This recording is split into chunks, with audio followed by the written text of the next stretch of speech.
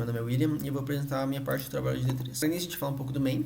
O main, ele basicamente é uma composição de switch cases, que para cada case de 10 a 14, ele vai executar uma função correspondente ao trabalho. Para início, eu vou apresentar um pouco sobre o Dijkstra, que é a função 14, e ela vai ter algumas funções. A primeira é encontrar a menor distância.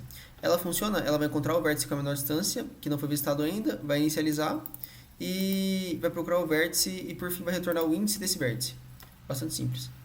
A próxima função é o menor caminho em população, que ela vai usar o algoritmo de Dijkstra, que vai encontrar o menor caminho por população. Ela vai receber como parâmetro um grafo, o nome da presa e o nome do predador. A gente vai alocar as variáveis, inicializar os vetores, a gente vai inicializar a distância inicial para 0, depois a gente vai usar o algoritmo de Dijkstra para encontrar o vértice com a menor distância, verifica se foi encontrado, realoca para o print e depois libera a memória.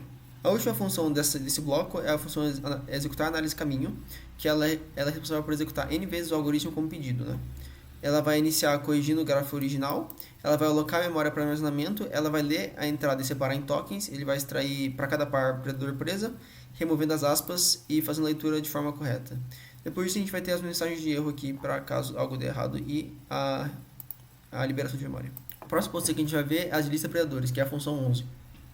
A gente vai ter a primeira função, que é de listar predadores, que ela vai ser responsável por listar os predadores a partir do grafo e a partir do nome da presa correspondente. Ela vai percorrer todos os vértices do grafo, vai comparar com o nome da presa procurada.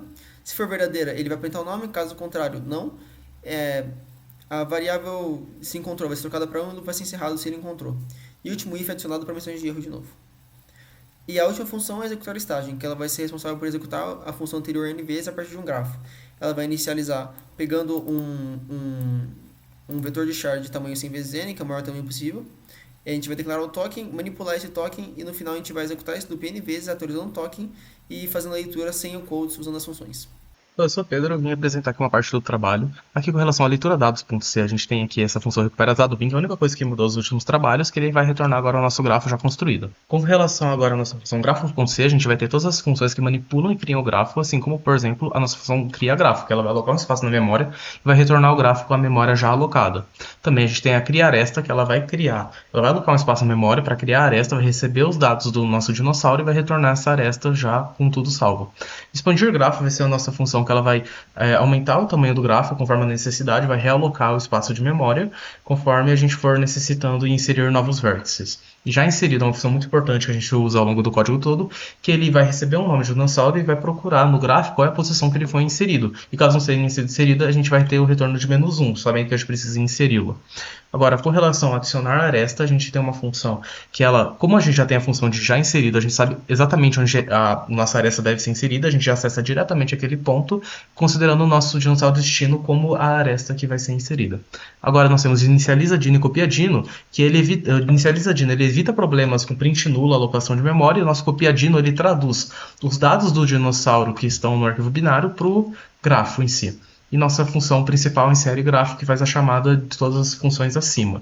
Ela está sendo utilizada em um while, que ela vai recebendo o dinossauro por dinossauro, assim conforme ela for sendo lida na função da dados.bin. A nossa função pinta gráfico, ela pinta presas e predadores de forma correta, e ajusta graus, que ela vai aumentar o valor do grau de entrada e do grau conforme eles forem sendo encontrados no gráfico com uma nova leitura. Agora, com relação à função fortemente conexo, a gente vai ter um arquivo aqui que ele vai fazer o algoritmo de Zarajo, e então a gente vai corrigir o nosso grafo inserindo vértices que ainda não foram inseridos, como por exemplo Sunlight, que ele é uma presa que não preda ninguém, então a gente corrige considerando que ele é um predador.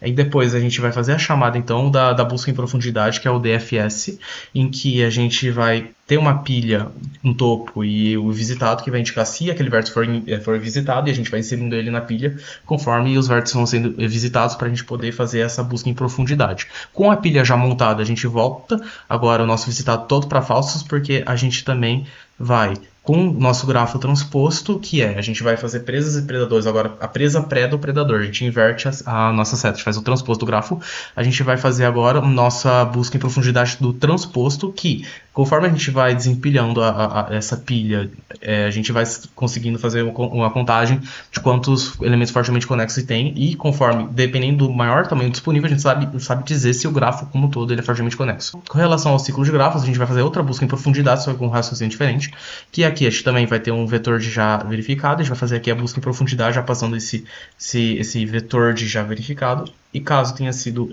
verificado e ele retorna nesse já verificado, nós temos um aumento aqui na contagem de ciclos. E por fim, a gente tem o print do mesmo.